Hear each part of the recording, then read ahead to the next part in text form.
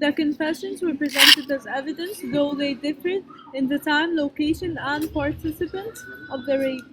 At trial, the prosecutors also presented forensic evidence. A forensic analysis testified that a hair found on the victim was similar to Richard's hair, to a reasonable degree of scientific certainty. Because there is no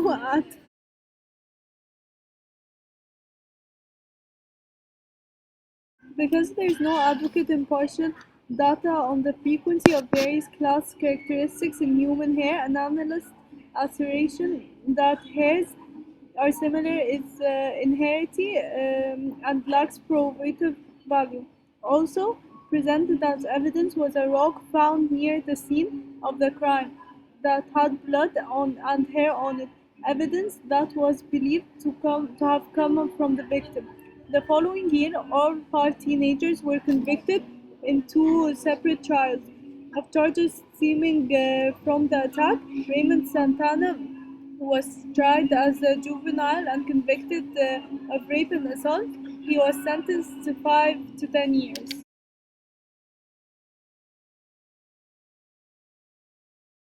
In early 2002, Matias Reyes, a convicted murderer and the rapist, admitted that he alone was responsible for the attack on the Central Park jogger. Reyes had already committed another rape near Central Park days earlier in 1989, using the same modus operandi.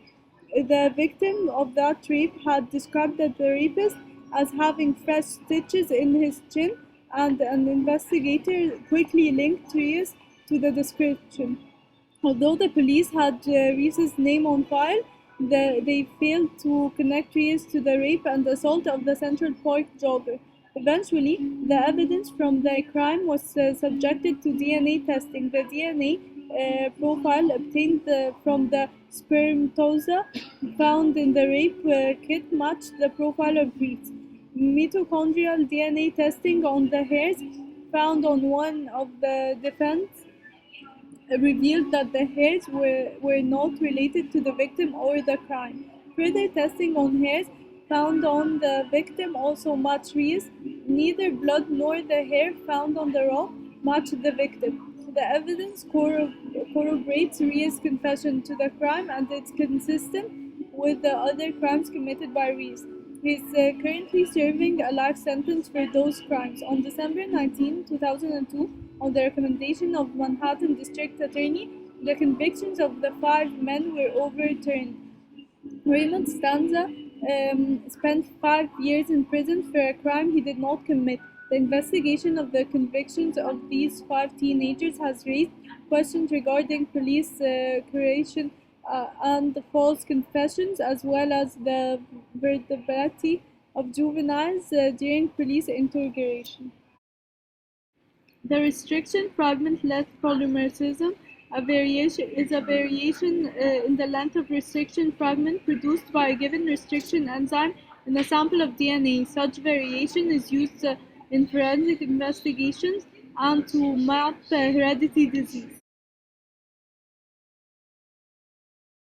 SCRs are short sequences of DNA, normally of the length of 2 to 5 base pairs, that are repeated numerous times in a head-tail manner.